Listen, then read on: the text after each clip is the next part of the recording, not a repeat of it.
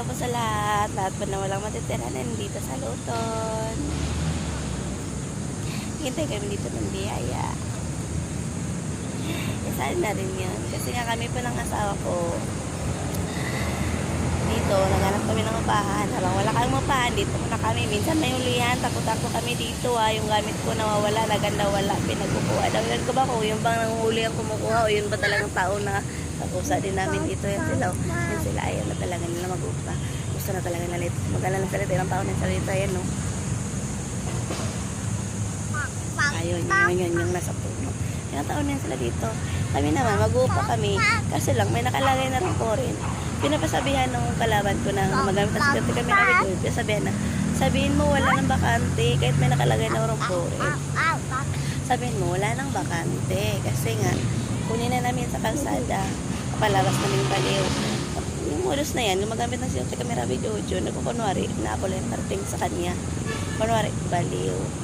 Sila yun, nagbabaliw ng tao. Kunwari ba, na yung tao lang na target nilang ay yun lang nakarinig sa kanila. Nakita niya bang may mga madudungis dyan na namamatay sa daan?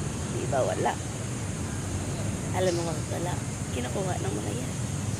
Sinachop lang naman. Dati kasi nagtatrabaho ko sa dulang. Tinanggal ako dahil sa ipin ko. Buto dati ito.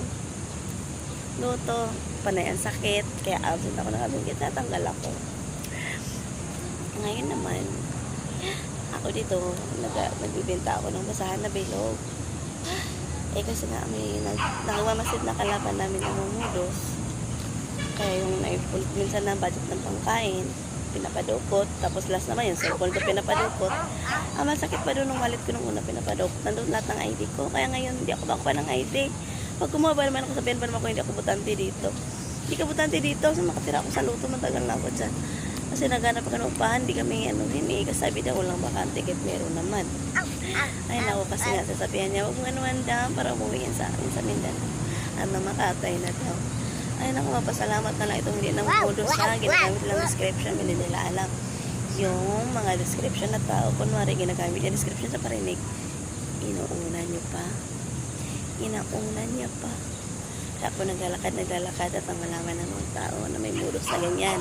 Gumagamit ang security camera with audio. Pinapaniniwala yung mga pulis na naglalaro ng isip, pero yung parinig na sinasututok sila sa tao, ginagawa nila yan. Kaya nga parinig lang kasi modus eh. Tinutuhanan nila yung patayin. Sa pagitan ng parinig, mapapatay ako sa pagitan